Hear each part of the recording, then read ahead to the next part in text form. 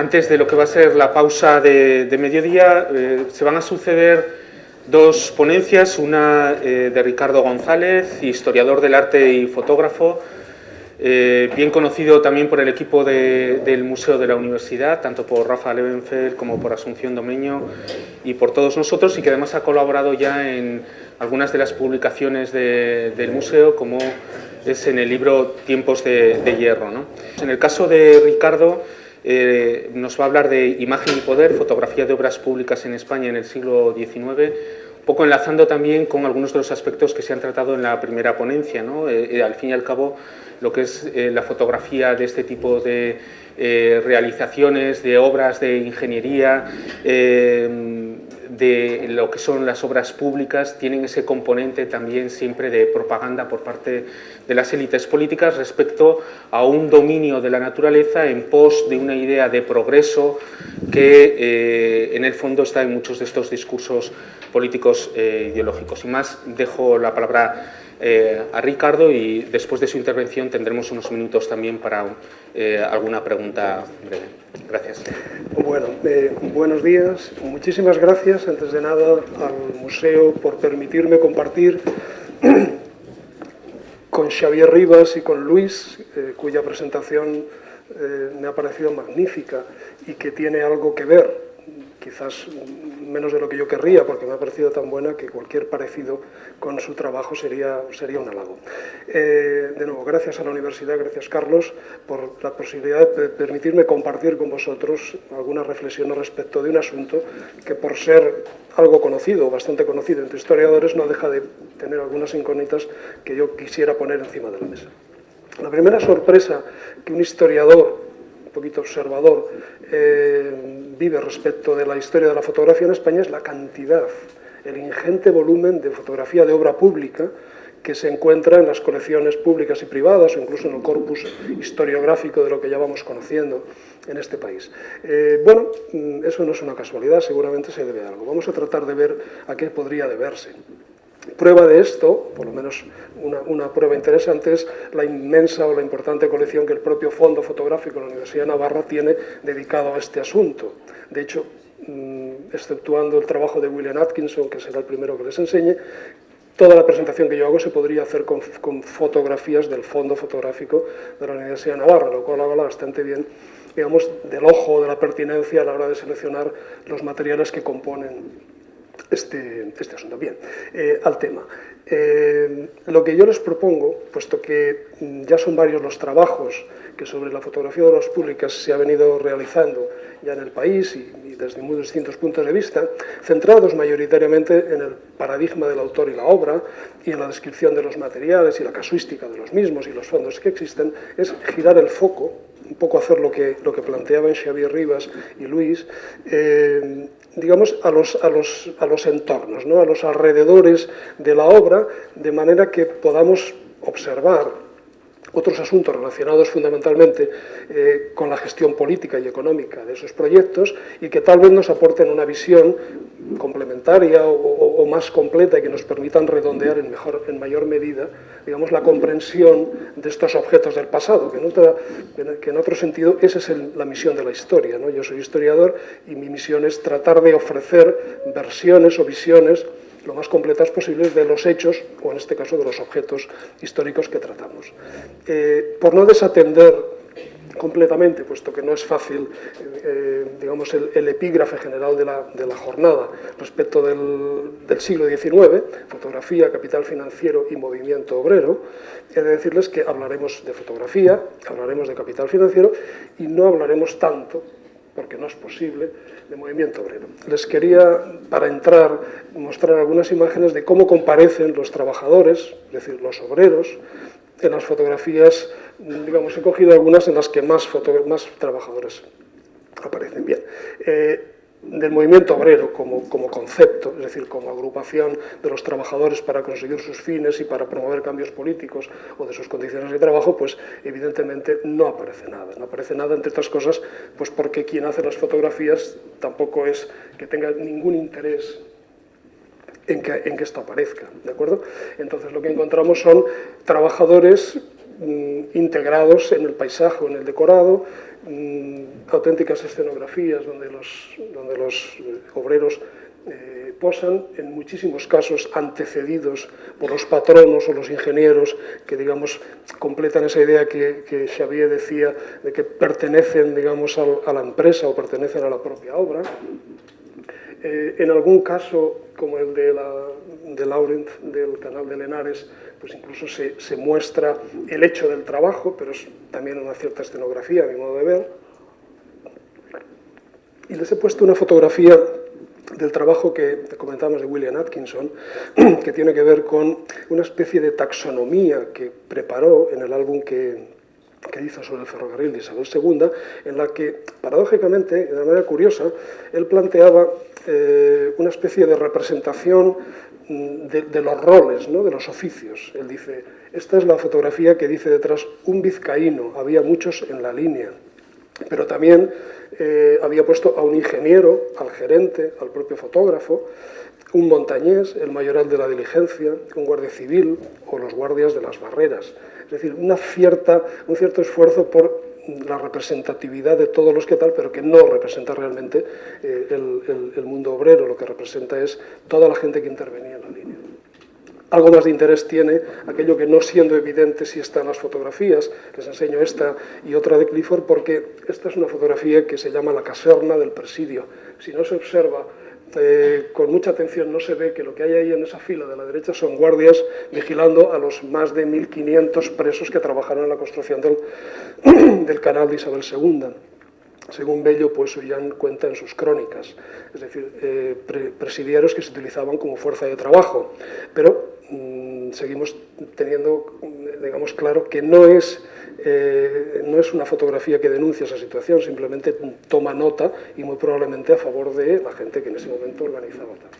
De igual tono, en cuanto por cerrar la comparecencia de los trabajadores en las imágenes, digamos por tipologías, esta es la famosa fotografía de Charles Clifford sobre la presa del Pontón de la Oliva, acabada, y que a mi modo de ver es el momento en el que se estaban produciendo las filtraciones que dieron lugar a uno de los retrasos más importantes de este proyecto. Si pueden ver, digamos, esta fila, pues se darán cuenta, no solo en esta, pero en esta y en esta de aquí arriba, de la auténtica escenografía que Clifford y los ingenieros, Lucio del Valle fundamentalmente, estaban montando respecto de este asunto. Aquí a la izquierda, como podemos ver, pues está los ingenieros, los propietarios o los responsables del canal. Y abajo, pues, los trabajadores a manta. O sea, más de 1.500, no a la vez, pero en total trabajaron como presos en este proyecto. Bueno, esto quedaría fin, de alguna forma, a esta especie de breve introducción sobre cómo comparece el trabajo del trabajador en la fotografía del 19. Da pie a que empecemos a analizar cuáles van a ser las pautas por las que yo quiero analizar los trabajos que les quiero presentar. Bien, nos hacen falta 4 informaciones, digamos, previas para entender lo que quiero contarles. La primera es la muy temprana, pero muy temprana relación de la fotografía con el poder. Es decir, pronto los fotógrafos descubrieron que la cercanía del poder era un lugar muy propicio para los negocios, muy propicio, para su negocio. A la vez, los políticos y también los banqueros, fundamentalmente, el capital financiero que nombramos en este simposio, descubrió la utilidad de la fotografía para sus propósitos, la imagen de modernidad, de progreso y una clara rentabilidad política en campañas de difusión y divulgación, incluso podríamos decir de propaganda. Luego veremos cómo también el poder económico, los banqueros, utilizaron la fotografía para sus relaciones con el poder, ¿de acuerdo? En última instancia, como epígrafe genérico, podríamos decir que la creación de la mayor parte de estos archivos está siempre relacionada con la construcción de relatos sobre la historia oficial, o por lo menos sobre sus principales ideas, y que la historia la maneja, la imagen también la maneja, quien construye el relato, ¿de acuerdo? Bueno, por dar algún dato, en el año 55, alguien a quien veremos aparecer enseguida, el barón James de Rothschild, uno de los propietarios, el propietario de facto del Chemin de Fer du Nord, que iba de Boulogne a París, tiene el placer y la suerte de transportar a la reina Victoria en su viaje a la Exposición Universal del 55 de París. Habían cargado previamente, vamos a empezar a hablar de los usos, ¿verdad? Habían cargado previamente a Edouard Baldi la elaboración de 20 álbumes con 50 fotografías sobre la propia línea férrea de la que era propietario. Y naturalmente, y es un tema que no es, digamos, baladí, pues regaló, sin ningún tipo de problema, a la reina un ejemplar, otro se expuso en la Exposición Universal, y de los otros 20, pues seguro que todos o casi todos fueron objeto de regalo interesado y convenientemente preparado a otros políticos o incluso socios de su propia compañía. Bien, de hecho, los fotógrafos, que también estaban muy interesados en este tipo de asuntos, pues son una nómina increíble. Pues Marville, Delmaer, Durandel, Bisonches, Duclos o el propio Collard, que se intitulaba fotógrafo del Ministerio de Obras Públicas y tiene un trabajo magnífico sobre los puentes de París, pues también, de alguna manera, nos documenta esta tendencia a la relación, digamos, del poder con la fotografía de las que les hablaba. El segundo asunto que es pertinente es el estatus, digamos, de la fotografía en ese momento. El altísimo valor simbólico de la fotografía dentro del paradigma del progreso decimonónico. Eso es fundamental para entender qué significan estos intercambios de imágenes entre banqueros, políticos, fotógrafos e ingenieros, ¿de acuerdo?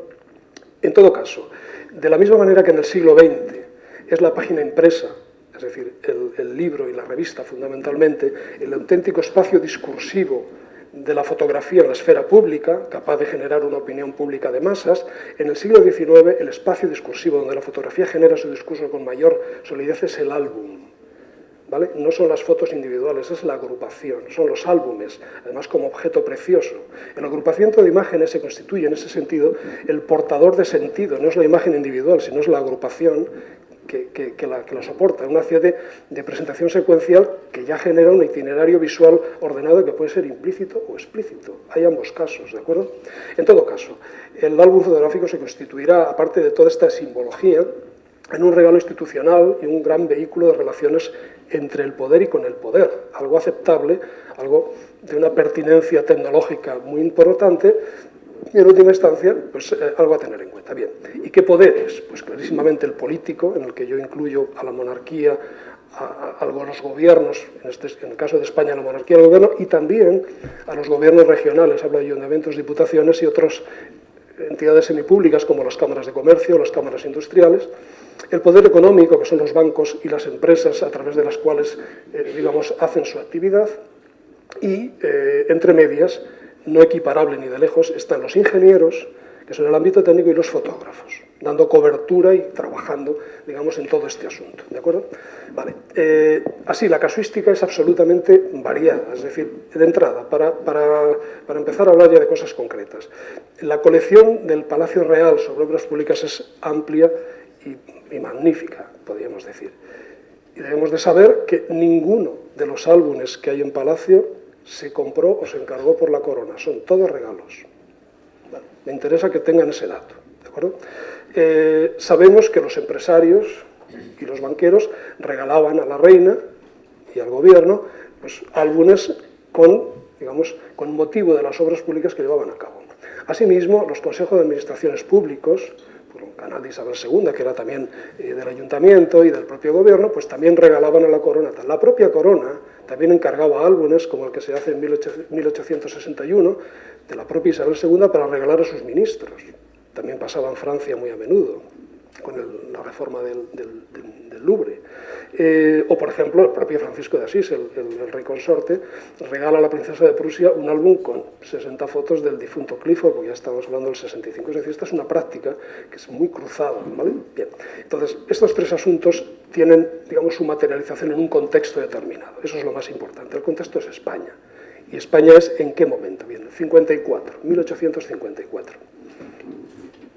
En 1854, la revolución que trae el bienio progresista, fundamentalmente con las personas del general O'Donnell y el general Espartero turnándose, se dan cuenta de que aquello era una amenaza muy clara a la estabilidad de la propia monarquía y inician una década de inversiones y una grandísima burbuja, pero una importantísima burbuja, con los ferrocarriles, que estalló en el 65, muy poco antes de la gloriosa y del exilio de la reina, y que se llevó por delante a muchos bancos y arruinó la economía del país casi hasta la década de los 90. Esto fue, pues si ven ustedes lo que nos pasa ahora, pues fue esto mismo, pero hace 150 y tantos años. Fue muy gordo. Ahora les digo por qué. Vale. Paralelo al ímpetu, digamos, constructor, se empieza la tarea de mejorar la imagen de la corona, paralelamente o a caballo de las inversiones que se estaban haciendo. Se planifican viajes, se saltan las obras públicas y, sobre todo, se permite la grandísima y fuerte inversión de los capitales franceses e ingleses, fundamentalmente franceses.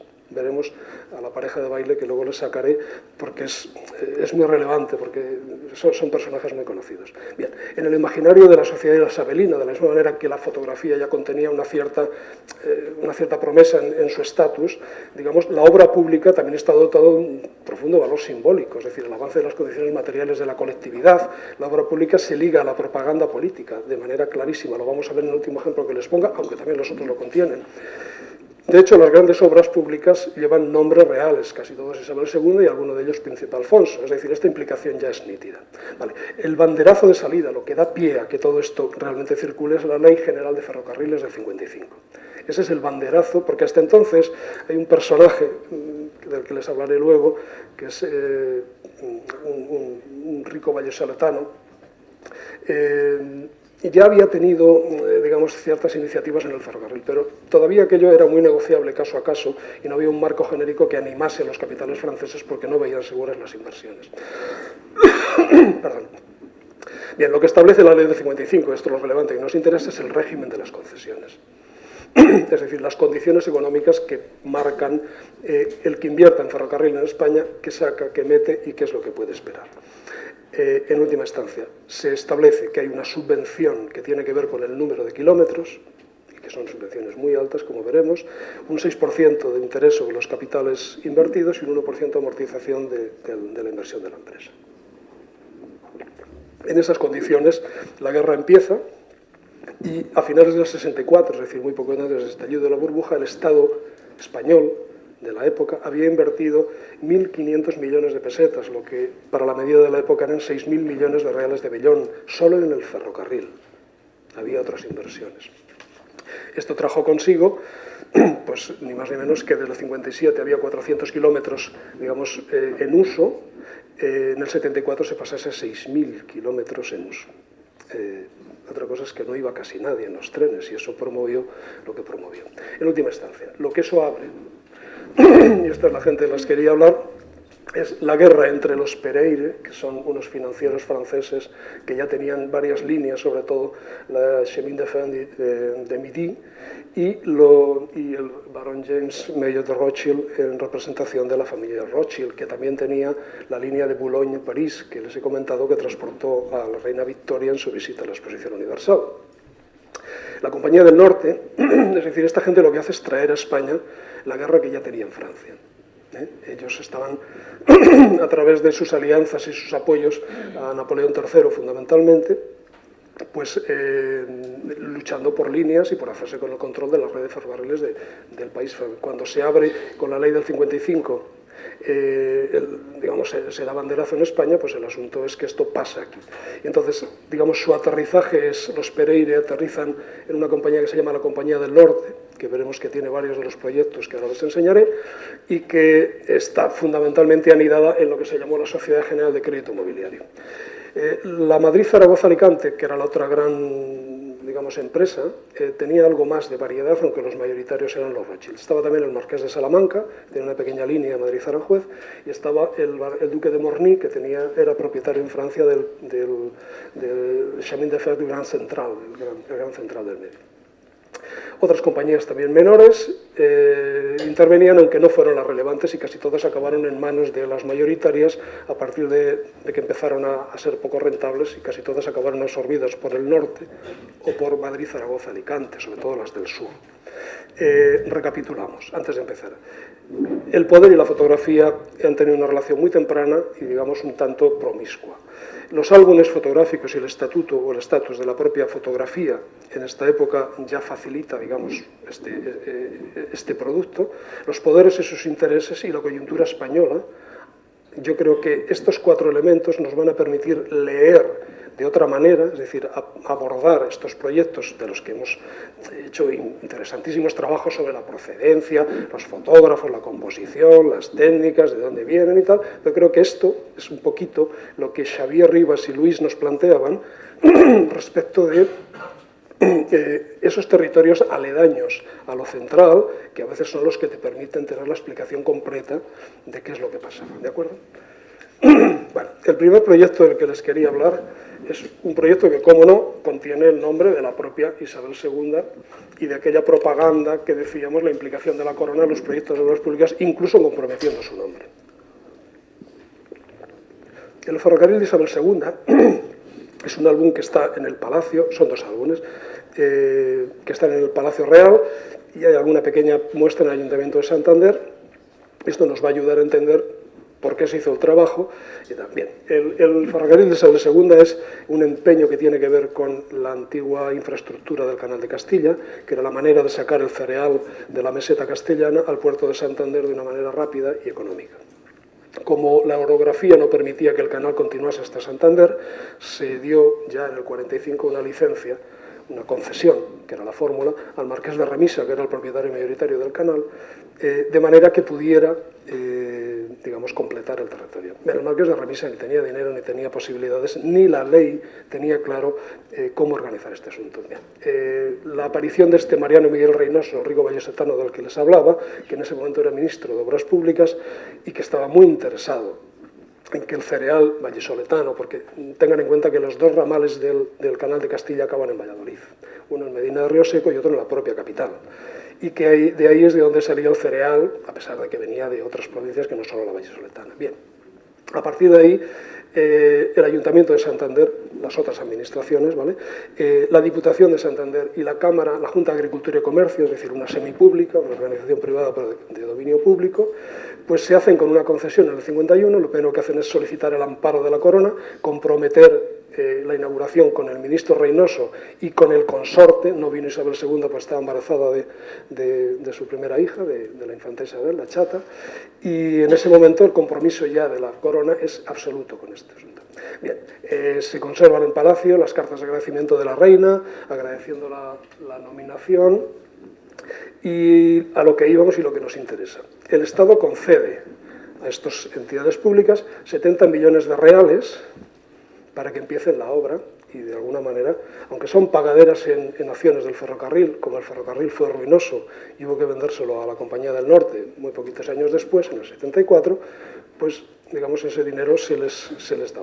Es decir, el interés de los, digamos, de los promotores, que en este caso eran públicos y que querían promover su zona, el puerto de Santander, como una vía de salida de toda la zona central cerealista, pues lo que pasa es que se implica la corona, se implica el gobierno, y bueno, el trabajo hecho por el señor que ven ahí a la izquierda, que es William Atkinson. William Atkinson era un ingeniero inglés que no trabajaba para la compañía, trabajaba para la concesionaria. Él fue contratado por el ayuntamiento como director de las obras, y además, al acabar este asunto, hizo un trabajo que, además de esa tipología de personajes, digamos, trabajadores y no tanto, porque incluía a todas las personas que trabajaron en el proyecto, hizo un trabajo, pues, especialmente interesante y que será muy prototípico de los trabajos de esta primera época. El trabajo se hace entre el 56 y el 58, en el 56 acabaron las obras, 56 y 57, perdón, 55 y 57. Y en el 58, a mediados del 58, se entrega a la reina una colección de 32 fotografías, digamos, planas, y de otras 38 estereoscópicas. Algunas comparten los mismos motivos. En última instancia, pues es un recorrido. Ahí arriba pueden ver el equipo que utilizaba el fotógrafo y, sobre todo, abajo la explicación, digamos, del asunto. La dársena del canal, donde acababa el Canal de Castilla, y donde estaba el empalme del ferrocarril que permitía llevarlo a Santander. Hasta Santander realmente se tardó bastante más. Lo que se inaugura con este proyecto es Alar del Rey a Reynosa. Hasta Santander se tardó, hasta el año 66 no se completó. Y cuando ya se completó, el proyecto era absolutamente ruinoso, como el propio Canal de Castilla, que ya nació absolutamente arruinado y endeudado. En última instancia, tenía especial interés en que empezáramos con este trabajo, en el que ya unas administraciones implican a la corona en el año ya 51, muy previo a esa estrategia de la que hemos visto, de los Espartero O'Donnell y del gobierno del bienio progresista del 54. De la misma época, en el año 51, data el trabajo del canal de Isabel II. También es un álbum que está en el Palacio Real y que fue regalado por el Consejo de Administración del canal. En todo caso, el canal, el proyecto. Bravo Murillo, en el 48, ya es consciente de los gravísimos problemas que tiene la ciudad de Madrid, sobre todo en verano, con las sequías para el abastecimiento de agua de la población. Se empieza a pensar en generar un proyecto importante con una presa a 70 kilómetros de Madrid, en la provincia de Guadalajara, que se llamaba en el lugar del Pontón de la Oliva. Es la presa que han visto donde estaba toda aquella ingente cantidad de trabajadores formados y otros no tan formados. En el mismo año en el que el anterior proyecto, y con el mismo nombre, Canal de Isabel II, la reina firma el decreto de ejecución de las obras que costaron al Estado íntegramente la bonita cifra de 220 millones de reales.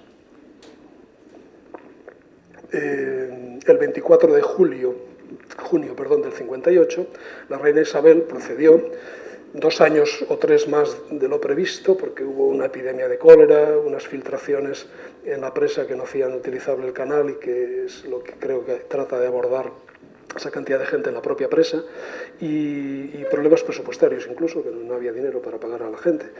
De manera que Lucio del Valle, que es un personaje al que veremos, que es el estamento técnico junto con el fotógrafo, de especial importancia, pues ayuda a generar un reportaje fotográfico que inicialmente tendría varios sentidos. Uno de ellos es la documentación técnica, otro es la de que la Corona tuviera un amplio reportaje, por aquello que hemos hablado, sobre la ejecución de un proyecto en el que se había implicado de tal manera, y la tercera es porque ya se empieza a atisbar, y lo veremos ahora, que la fotografía se utilice para las campañas de difusión en la prensa de la época, fundamentalmente en el Museo Universal, que era la gran revista ilustrada del momento.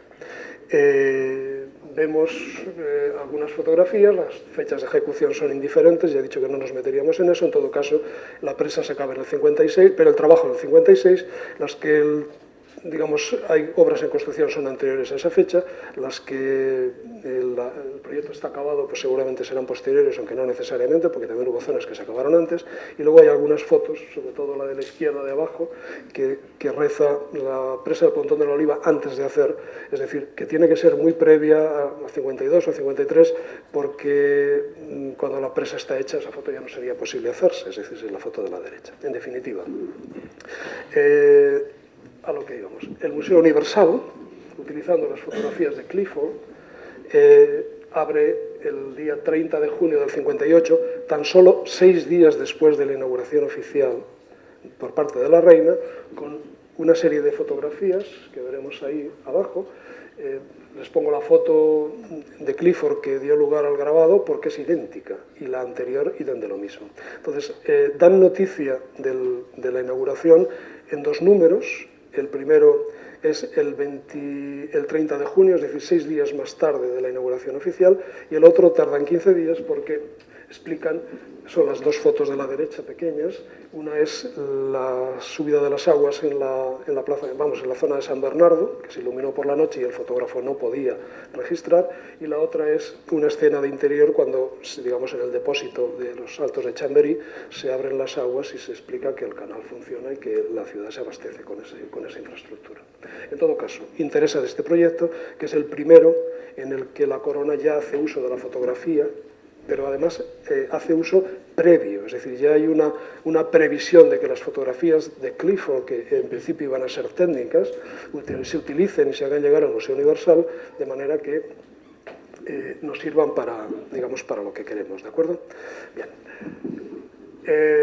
Clifford, en la época que estuvo vivo, pues la verdad es que trabajó mucho, y sabemos que de la mano de Lucio del Valle pues hizo otros trabajos como la reforma de la Puerta del Sol, el puente de los franceses o la rehabilitación del puente de Alcántara, pero no es digamos, era por no dejármelo y por no dejar de cubrir, digamos, toda la producción de Clifford. Vale. Vamos con los primeros.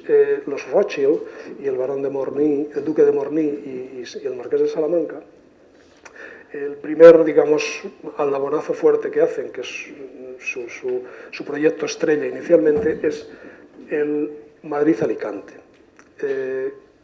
Aquí también existía la protección de la corona, de tal manera que se organiza un viaje que sale de Madrid con la reina y el rey en el tren, y con todas las autoridades de la época, el 25 de mayo del 58, en el que, bueno, en este caso, no se hizo una cobertura excesiva de las fotografías de Lauren, que fueron posteriores, para la prensa que da noticia del acto con un dibujo de la estación de Alicante.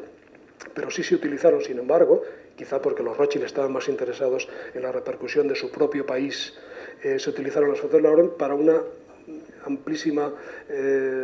amplio reportaje que la revista francesa L'Illustration dio para dar noticia de que los Rothschild, bueno, la empresa francesa, había creado esta infraestructura en España. Es decir, de nuevo la utilización, en este caso no en España, pero digamos todo el mundo tenía interés, y si no era la corona, pues en este caso eran los propietarios, los banqueros, ¿de acuerdo? Vale, anecdótico de esto, y para que vean un poco en manos de quién se pone la reina, cosa que veremos mucho más acentuado en el trabajo que he dejado para el final, porque lo tengo algo más estudiado, que es el viaje a Valladolid. La crónica de Juan Villablanco, que es una crónica que eran típicas, y hay una persona aquí que me ha hablado que hace un trabajo sobre los viajes y estudiado esas crónicas, en este caso de Juan Villa, en el de Barcelona fue Antonio Flores y en el de Valladolid Juan de Dios de la Rada, dice, vean hasta dónde llega el asunto. Bueno, las autoridades acudieron a Villena y allí se incorporaron todos al tren y hicieron juntos el Villena-Alicante ya en Amor y Compañía. Bueno, pues el cronista dice, ocupó don José de Salamanca, don José de Salamanca era uno de los propietarios, minoritarios pero propietarios, su puesto en la locomotora para seguir guiando el tren, o sea, el tren lo llevaba el marqués de Salamanca, esto es una cosa espectacular. Y sigue diciendo, llegaron a la estación donde había un gran arco de triunfo, y dice, los caballeros franceses no eran otros que los propietarios, los, digamos, enviados por los Rothschild, que no se presentaron, lógicamente. Los caballeros franceses que componían la empresa explotadora del ferrocarril fueron espléndidos en la decoración. Tras el obispo, que habló muy brevemente, habló don Alejandro Mon, que había sido 7 veces ministro y que en ese momento casualmente era presidente de la compañía Madrid-Zaragoza-Alicante, y posteriormente el marqués de Salamanca. Ambos, como se pueden imaginar, pues manifestaron la importancia del ferrocarril en el progreso y la apuesta de la corona por este tipo de innovaciones y agradecieron la implicación de la corona en la modernización del país. Al puerto de Alicante el gobierno francés mandó una fragata con 240 marines, o bueno, cadetes, no eran marines, y 80 cañones, me parece, como modo de, digamos, prestar su reconocimiento a la reina, su llegada a Alicante. Es decir, es que se implicaban los gobiernos. Es decir, para recibir a la reina Isabel, Francia manda una fragata al puerto, digamos, para hacerle los honores. Y supongo que para proteger a sus conciudadanos inversores, que en este momento eran los Rothschild. Bien, esta compañía, la Madrid-Zaragoza-Alicante, el primer tren fue el de Alicante y el segundo fue, la segunda línea, perdón, fue el de Zaragoza. El Madrid-Zaragoza le costó al Estado 80 millones de reales, perdón, y se acabó en el 64. El trabajo de Madrid-Alicante fue el primer trabajo de ferrocarril que Laurent recibió, o yo por lo menos creo eso, y posteriormente pues hizo un montonazo de ellos, todos los del sur y muchísimos como el de Zaragoza.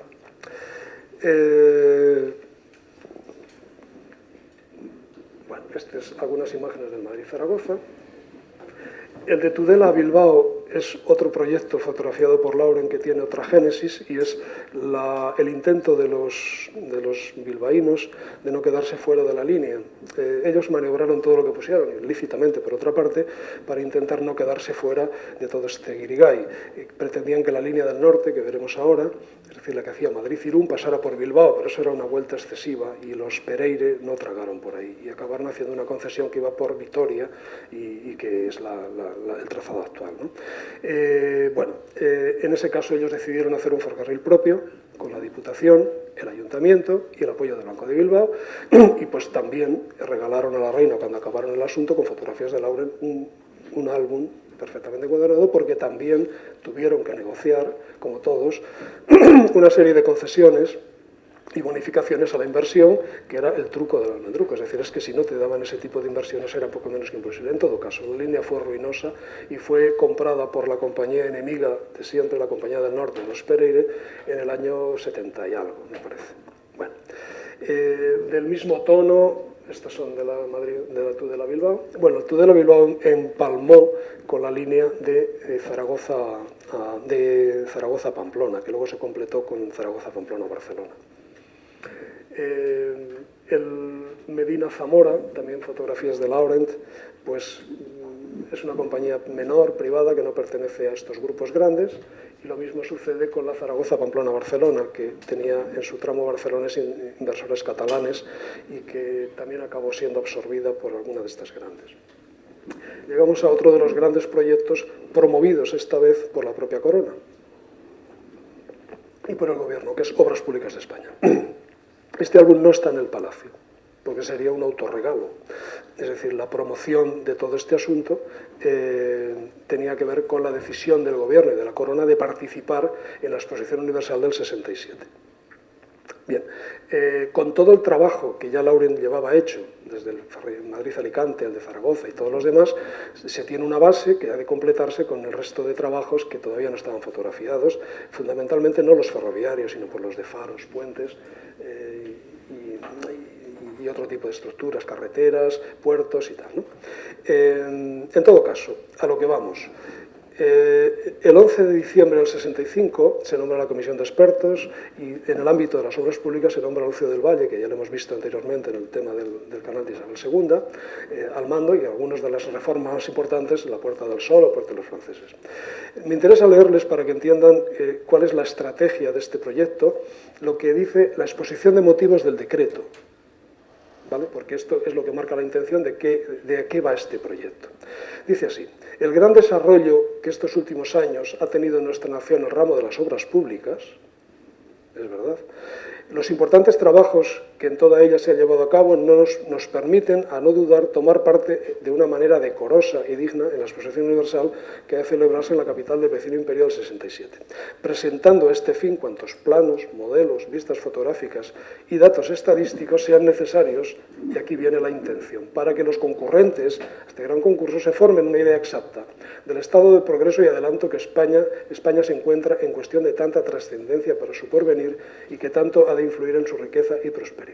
Bien, se eligió a Lucio del Valle, lógicamente, que era un gran experto en obras y sobre todo que había estado en la Exposición Universal de Londres del 62 y conocía la manera de presentar lo más adecuadamente posible materiales. La casuística de cómo Lauren y Martínez Sánchez reciben los encargos y cómo se reparten el trabajo, e incluso la gracia de que se incluyan los puentes antiguos y entre ellos se meta el acueducto de Segovia, el puente de Alcántara, el puente del Diablo de Martorell, que tienen un origen en algunos casos medieval y en otros incluso bastante anterior, pues no deja de ser un asunto que veremos luego, es la apropiación del patrimonio en la clave, digamos, de pertenencia al poder o a la corona en este caso. Bien, el resultado de este asunto es muy claro. Se hicieron seis ejemplares, uno con faros, otro con puentes antiguos, otros puentes de fábrica, otro de carreteras, puentes de hierro, y el último con las 30 vistas relativas al canal de Isabel II, que habían sido hechas por Clifford, con la añadidura de alguno del canal de Lenares, y que refotografió Lauren con su propio pie, que incorporó a su archivo, y esa es una casuística rara que no es el momento de pasar. En todo caso, sabemos que el propio Lauren siguió haciendo negocio con este asunto, y bueno, siguió vendiendo álbumes de obras públicas a las delegaciones provinciales porque tal vez no hubiera cobrado el trabajo en su momento. Bien. Especial interés, aunque es un trabajo raro donde los haya, es el trabajo de Muriel del Ferrocarril del Norte. Este trabajo pertenece a la línea del norte de los Pereire que habíamos hablado, pero se hace cuando el proyecto está acabado. Realmente el proyecto, digamos, emblemático, fotográficamente hablando, y que sirvió a la propaganda de la Corona y de la propia compañía, es el que les he reservado para el final, que es el álbum de Valladolid de Charles Clifford. Pero, en todo caso, este es un trabajo extraño. Se gesta con motivo de la inauguración de la propia línea, de la línea del norte del 64, un tren que sale el 15 de agosto del 64 y a cuya partida asistió Isabel II, pero en el que no va Isabel II, sino que va su marido, el rey consorte. Viajó a San Sebastián, haciendo alguna parada en algunas de las... Por ejemplo, el viaducto de Ormaiztegui, que ven aquí, pues el tren paró y los viajeros pudieron observar la dificultad del trazado y el mérito que tenía el viaducto que habían conseguido. Bueno, es un trabajo extraño porque ya el propio título está en francés, lo cual me hace pensar que se hiciera para los propietarios franceses y no tanto para la corona o para propietarios españoles. Y también la propia personalidad del señor, es decir, el chemin de fer du nord de l'Espagne, y sobre todo el fotógrafo de los tres emperadores, que a saber eran Francia, Rusia y Prusia. Un tipo que ya se intitula de esa manera es algo sospechoso, no sé. Yo nunca he tenido muy claro el producto de este asunto. Me temo que es un encargo de la propia compañía, de los Rothschild o del Barón de Morny.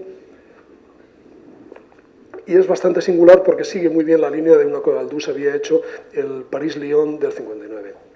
Fotografía alguna de las estructuras de la línea, pero fundamentalmente lo que se dedica a hacer es lo que ve en torno a la línea, es decir, los hitos o las ciudades o los lugares más señalados, digamos, del trazado, ¿no? Dueñas, Medina del Campo, Valladolid o Burgos, pero en visiones bastante singulares, el viaducto, incluso la llegada a Madrid y las vistas de Madrid desde el asunto. De fecha muy posterior, del 84, es el de Segovia, Medina del Campo, en el que no vamos a parar porque es un trabajo posterior y que no tiene que ver con esta narración que les traigo. E incluso, para acabar de argumentar todo el tema de la relación con el poder, pues este es un trabajo, es una de las fotografías del trabajo específico del álbum fotográfico de la Córdoba a Málaga, que el propio fotógrafo quiso entregar a la reina en aquella práctica que fue tan frecuente en el 19 de intentar que se admitiese un regalo de un trabajo fotográfico para poder, digamos, exhibirlo como mérito profesional, y en algunos casos ponían fotógrafo de la Real Casa. Fue también el caso del conde de Vernet, que solicita una audiencia para entregar una foto del viaducto del río Molinos de la Compañía del Norte. Es decir, esta fue una práctica del interés de los fotógrafos de relacionarse con la corona y digamos, los réditos que suelen tener. Bien, he dejado para el final un proyecto que resume, yo creo que mejor que el resto, este asunto de la promiscuidad entre las empresas, la monarquía y la utilización de la fotografía para todo este asunto. El ferrocarril del norte del que hablábamos, cuyos propietarios eran los hermanos Pereire, los financieros franceses, se acabó en el 64. Su gestión era un tanto extraña. Se licitaron 3 tramos, Madrid-Valladolid, Valladolid-Burgos y Burgos-Irún. Madrid-Valladolid se concede al crédito mobiliario, Burgos-Irún al crédito mobiliario, pero Valladolid-Burgos, que tardó mucho más en darse, pues en principio no estaba tan claro que se le fuera a dar a la sociedad de crédito mobiliario. Si se lo llegan a dar a los Rothschild, les parten por la mitad porque no tener cortada la línea por un trozo que no es tuyo te hace absolutamente imposible el negocio. Al final, después de muchas presiones, se concedió a título personal a los Pereire, no a la compañía instrumental que tenías en España. Eso es relevante para saberlo. Entonces, vamos a ver, ¿qué están inaugurando? A mí, la primera pregunta es decir, llevan a la reina, como veremos, y montan un número importante, pero lo que inauguran es un holograma, no hay nada. Este puente es el arco de ladrillo, que tiene una catenaria, digamos, singular y que es una obra de ingeniería con cierto mérito de la época. Lo que muestra es que detrás de él estará la estación, que es donde está la tienda de tela, de campaña, pero todavía no hay nada. Lo que hay es un puente en Cabezón, otro puente en Simancas y otro puente que se está haciendo en Arévalo sobre el río Adaja. Es decir, bien poca cosa. Las obras se han empezado en el 57, esto es agosto del 58. Al inicio de las obras han llevado a Espartero. Es decir, una cosa importante, y no hay nada, es decir, todavía están empezando, esto no se acabará hasta el 64, ¿de acuerdo? Entonces, ubicación. Este álbum, por partida doble, 2 ejemplares, está en el Palacio Real y veremos que además estaba premeditado y pensado y absolutamente admitido y conocido por todos que el álbum iba a acabar en el Palacio y que se estaba elaborando. Hay una crónica que lo cuenta. Bien, Isabel II visita Valladolid entre el 23 y el 25 de junio y con ese motivo se produce, y esto es lo que es exponencial de lo que yo quiero plantearles, una auténtica y bien programada campaña de exaltación monárquica que tiene mucho de propaganda política, inducida por la Casa Real, el gobierno, las autoridades locales y con la absoluta complicidad y puesta a disposición de la empresa que construye en este caso el ferrocarril. Los instrumentos que se utilizan son bien claros, la presencia física de la reina y del príncipe. El príncipe en ese momento tiene 1 año, es muy pequeñín, acaba de nacer en el 57. El uso y el manejo de la historia, que esto es importante, al servicio de la gloria de la monarquía, es decir, luego la práctica de la caridad, la real munificencia, que era absolutamente demoledora porque entregaba unas cantidades a las instituciones de pobres y no tan pobres, realmente sorprendente, y la utilización de los progresos materiales, es decir, de los avances materiales interpretada como beneficio que la reina ofrecía al pueblo. Es decir, esto no hay que perderlo de vista. Y luego, últimamente, y no menos importante, la utilización de la prensa y de las propias crónicas que elaboraba la Casa Real para dar altavoz a todo esto. Bien, la utilización de la historia, queda más clara aquí que en otros sitios porque el álbum está compuesto de 10 imágenes. El álbum que tiene la colección de la Universidad de Navarra tiene 11 y no tiene una más casual, sino que veremos que es una importante, es decir, todavía tiene una singularidad mayor. Pero el álbum que entregaron a la reina tiene 10 imágenes.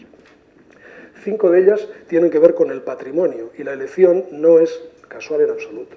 El archivo de Simancas es el gran archivo del reino, de la documentación de todo el reino castellano desde la época de los reyes católicos. La casa donde nació Felipe II, que es la de la derecha de arriba, tiene que ver con el vínculo dinástico, absolutamente directo y claro, con Felipe II y Carlos V. Y la iglesia de San Pablo y la iglesia de, y el colegio de San Gregorio por dentro y por fuera, el actual Museo Nacional de Escultura Policromada, pues son, digamos, junto con la Santa María de la Antigua, lo más antiguo. Es decir, hay un cierto medievalismo en este planteamiento, no se quieren relacionar con el neoclásico, se quieren relacionar con lo más viejo. Entonces, todo esto, los grandes monumentos artísticos son fruto de la acción de sus antecesores y de ella misma, en definitiva. Este es un tema que en las crónicas queda clarísimo. Se dedican más de 50 páginas a glosar el patrimonio del sitio que la reina visita.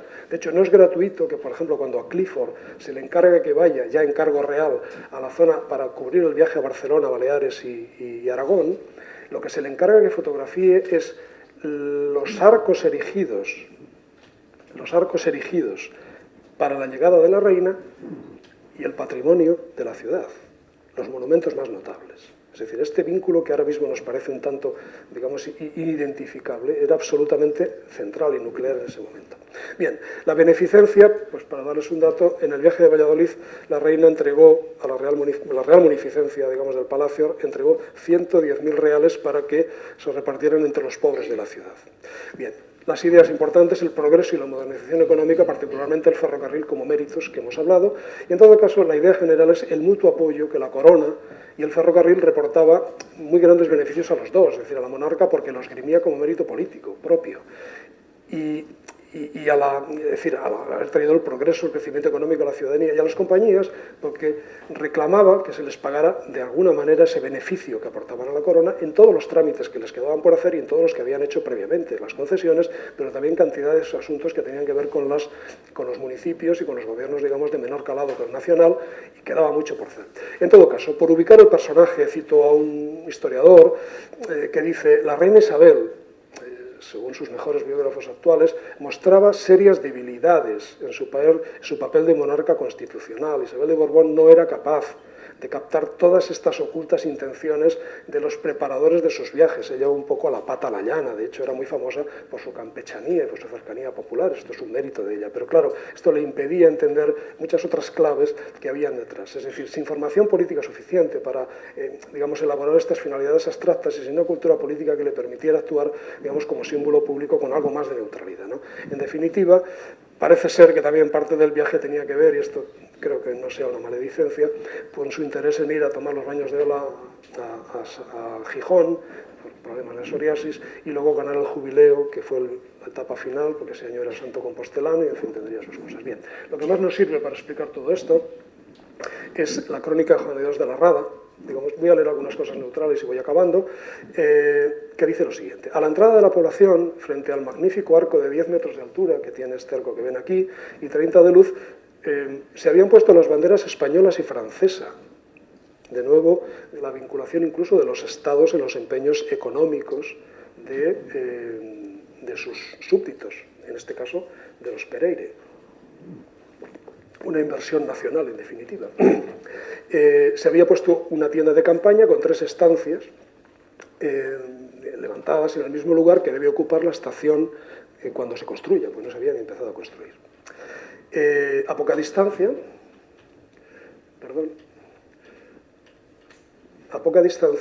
este arco, que se había levantado en 8 días, pues es el que daba la bienvenida y por debajo del que iba a pasar Isabel II cuando hiciera su entrada a la población, ¿de acuerdo? Es decir, la escenografía estaba bastante bien planteada. Bueno, pues aparte se habían hecho otras inversiones en la ciudad, como unos flameros que ponían el nombre de Isabel II en la fachada que el crédito inmobiliario tenía en Valladolid. En fin, todo fue un dispendio absoluto. En todo caso, volvemos al principio porque está por llegar la reina. Delante de la tienda, las autoridades de la compañía, fundamentalmente los representantes de la compañía, esperan la llegada. La reina llega a la zona de Huecillo, a la quinta de Mariano Miguel Reynoso, les suena, ¿verdad?, aquel hombre que había hecho la concesión del primer canal de Isabel II, ministro de Fomento, que había promovido ya el Madrid-Zaragoza, y muy interesado en que los cereales de la meseta salieran, pero muy interesado en las obras públicas. La recibe personalmente, le ofrece su casa para que se cambie de traje, sube a la carreta abierta en la que va a entrar a la ciudad. ¿De acuerdo? Cuando se hacen las salvas de que la reina está en la ciudad, O'Donnell, que se encuentra en Valladolid, se monta a caballo junto con las otras autoridades civiles y salen a su búsqueda. Es decir, la escenografía es de Sisi Emperatriz, esto es tremendo. Bien, lo que nos interesa. Afable y cariñosa, como siempre, la reina de España y su augusto esposo reciben las felicitaciones de las autoridades, muy poco les dedica.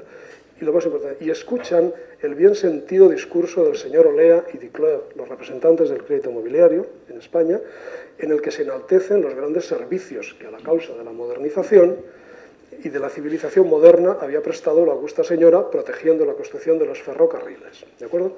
Es decir, el vínculo y el agradecimiento eterno. Volvió a tomar el carruaje, haciendo entrada en Valladolid por el arco que ven aquí, dirigiéndose a la catedral, donde ya pues, se dedicó a otros menesteres. Pero aquí no acababa el vínculo con la empresa. La empresa esa misma noche tuvo una reunión de más de una hora con ella en el Palacio, que todas las autoridades vallisoletanas se quejaban amargamente, porque ni la vieron, estaba permanentemente secuestrada por los del crédito inmobiliario, y entonces ya concretaron con ella a qué hora se iba a hacer, digamos, el objeto del viaje, que era la colocación de la piedra clave en el puente del Príncipe Alfonso, que también daba nombre a otra de las infraestructuras de la línea férrea. Allí, en una isla artificial, también de tela, con 3 estancias lujosas y con unos ágapes que había preparado el crédito inmobiliario, se esperaba a la reina, que fue aclamada por toda la gente que tal. Pero lo más importante, de nuevo, estaban allí el presidente del Consejo de Ministros, es decir, es que estaban todos, el secretario de Estado, y luego esta gente tenía que negociar las concesiones y tenía que negociar las subvenciones que se daban a las compañías. Vean un poco estas relaciones un tanto incestuosas que se empezaban a producir y que luego tenían los resultados que tenían, que todo quebró, ¿no? Bien, el presidente del Consejo de Ministros, el capitán general, los señores, y de nuevo Olea y Duclerc, que son los del crédito inmobiliario, pues la reciben, le hacen un breve pero oportuno discurso, reiterando su protección a la importancia, tal. Aquí viene otro actor que nos interesa, dice el cronista. También, después de estar más de una hora en el pabellón tomando un refrigerio y hablando con los ingenieros, el célebre artista señor Clifford, tuvo el honor de presentar a la reina y a la real familia los negativos de las fotografías que llevaba hechas en Valladolid, destinadas al álbum que más tarde, ricamente encuadernado, habría de poner en manos de la regia señora una comisión del mismo crédito inmobiliario español en una sesión ya concertada. Todo estaba preparado, es decir, ella ya sabía que Clifford estaba haciendo fotos, posiblemente incluso el propio Palacio sugiriese que fuese Clifford, que ya era, digamos, un elemento preferido, digamos, era alguien que gustaba cómo fotografiaba las cosas, que se presta a hacer lo que estas fotografías hacen, es decir, ¿qué fotografía? Fotografía los elementos laudatorios. Es decir, el arco de triunfo, el arco de bienvenida, el arco de entrada y el patrimonio, aquello que el Palacio ya espera que componga el álbum, todos los elementos simbólicos de la relación con el proyecto. Parece claro, ¿no? Esta última fotografía, que es la que tiene el álbum de la colección del Fondo Fotográfico de la Universidad de Navarra, que es el puente del ferrocarril sobre el río Badaja, en Arévalo, me da pie a seguir insistiendo, digamos, en la servidumbre que la compañía del ferrocarril tenía con la monarquía, pero que además tiene un toque un tanto jocoso. Permítanme y acabo. Cuando sus majestades llegaban, porque iban parando por los pueblos, llegaban a Villacastino, y tal, llegaban a cada uno de estos pueblos, ya se hallaba allí el señor gobernador, que era una especie estaba muy integrado, para recibirlas. Apenas estas, despidiendo los ayuntamientos, continuaban de nuevo su marcha, aquella infatigable autoridad, no sé qué manera de nombrarle, se adelantaba velozmente a la regia comitiva para tornar a ofrecerle sus servicios cuando llegaban a un nuevo sitio. Y entonces, lo interesante, difícil hubiera sido al gobernador hacer este servicio a no montar una magnífica carretela tirada por un par de poderosas yeguas de raza normanda que le había prestado graciosamente Mr. Bergoñé el contratista de la sociedad de crédito inmobiliario que construía el puente en el río Tajo. Bueno, servicio completo, ¿de acuerdo? Para finalizar, estas fotografías de las que ya se sabía que iban a formar parte de los álbumes que se iban a entregar, llegaron ya milagrosamente y de manera muy planificada al Museo Universal, de manera que el día 30 de agosto, es decir, un mes después, se hace una crónica en la que se utilizan las fotografías que han visto de Clifford, el arco de bienvenida, ya eso sí, convenientemente ilustradas con el público asistente, que es cosa que el fotógrafo no podía hacer, la entrada de la reina por el arco de Isabel II, la inauguración del puente Filósofo y, como no, el elemento, digamos, identitario con el patrimonio que hemos identificado, que es en este caso la fachada del Colegio de San Gregorio. El propio cronista, Juan de Dios de la Rada, ilustra su crónica con algunas de las fotografías también de Clifford, todas ellas son de Clifford, aunque aquí se hace especial hincapié en el ámbito patrimonial más que en el, digamos, circunstancial de la inauguración, porque la crónica es algo con una vocación menos periodística o propagandística, con más vocación de permanecer. La reflexión final. La mayor parte de los trabajos fotográficos que se han dedicado a las obras públicas y que les he enseñado se llevan a cabo en un momento histórico muy determinado, como pueden ver, que es el reinado de Isabel II, en una circunstancia histórica y personal de la monarquía, pero del propio gobierno, muy determinada. Muchas de estas colecciones, por no decir casi todas, se gestaron ya desde su origen para ser utilizadas, por lo menos en las relaciones con la corona y algunas de ellas en las campañas de difusión y de prestigio de la corona, así como para las relaciones que banqueros y empresarios tuvieron con el poder político y con la Casa Real. Pues esto ha sido todo, muy amables.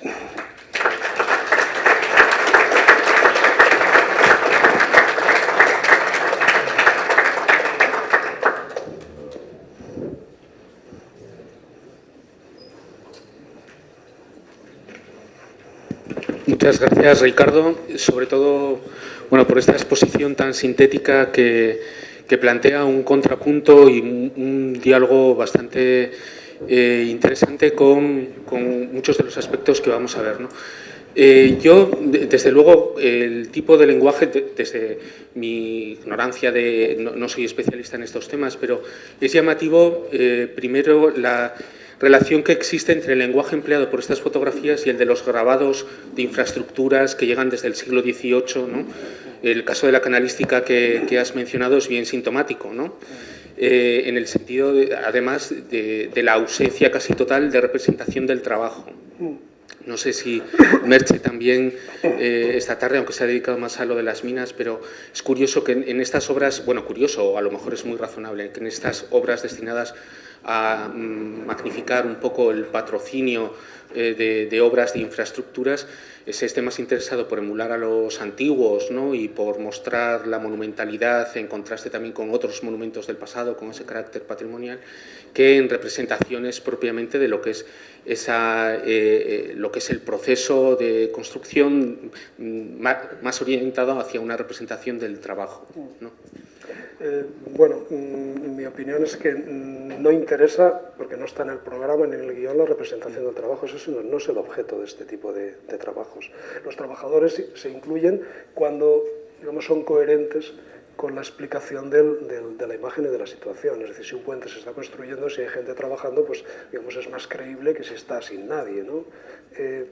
Casi como una escenografía, ¿no? Exacto. Forman parte del decorado, del paisaje, y todos están posando, como nos enseña también Xavier Rivas en las fotos que nos ha mostrado. Es decir, ellos se muestran y forman parte. A mí incluso me parece mucho más terrible la idea de que los ingenieros y los propietarios anteceden, están en primer plano, son, digamos, los que introducen, ¿no? O presentan al resto de la gente e introducen la propia escenografía. De todas maneras, yo pienso que es muy importante, por no alargarme, que entendamos que este tipo de fotografías, por eso yo quiero aportar este punto de vista, además de los dos que ya existen, por seguramente completar ese círculo, ¿no?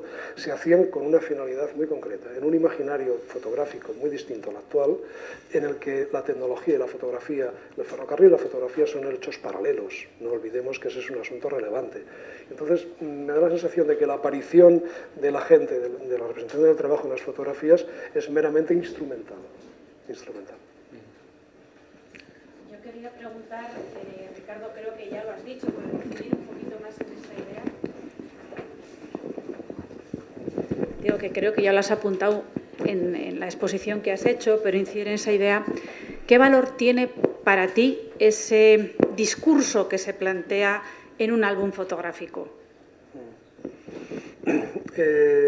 Bueno, lo he hecho a propósito, el hecho de señalar el álbum como el portador de sentido, porque las imágenes solas, sucede por ejemplo en este país que hemos encontrado muchas fotos de Clifford, sobre todo, sueltas, pero originariamente no lo estuvieron, casi todas han formado parte de un álbum, incluso su producción más, digamos, más comercial, que es el álbum monumental de España, este empeño que se vendía en álbumes, en láminas sueltas, que eran todo su repertorio sobre el patrimonio, que algún ejemplar parece que queda y parece que también es producto del Scramble, lo que está en el Victoria de Alberto, pues el álbum es el elemento discursivo, el auténtico territorio discursivo que contiene, además de las fotografías, una serie de códigos, digamos, más sutiles, más de pertenencia a una determinada clase social, también económica, política, y que yo creo que conllevaba connotaciones mucho más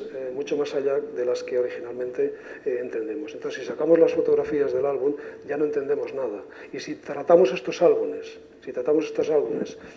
como si fueran la obra, es decir, como obras autónomas, es decir, como imágenes capaces de generar por sí mismas un discurso y una pertinencia estética y ética o social, pues yo creo que equivocamos el tiro. Es decir, yo no me niego a revisitar o a revisar o a releer los documentos del pasado. Un magnífico trabajo, por ejemplo, es el que habéis hecho vosotros dos. Es decir, dialogar, pero claro, ya confesando que lo que es un diálogo artístico con un producto que además incorpora elementos de la historia como forma de transitar la documentación, el documentalismo en definitivo, ¿no? Pero a mí me parece que en principio lo que nos debemos es un cierto rigor en cuanto a qué objetos son los que soportaban estas imágenes y qué misión cumplían. El cui prodest, es decir, ¿esto para qué valía? Efectivamente, podemos considerar un álbum como un libro, solo que en este caso, en vez de estar constituido por páginas escritas, está constituido por imágenes. Abundar porque, en efecto, el álbum fotográfico precede, como tú sabes mejor que yo seguramente, por lo menos ideológicamente y conceptualmente a muchos de los formatos de libro ilustrado posteriores. Ya contiene, de alguna manera, ese anhelo, ¿no?, de la narración completa.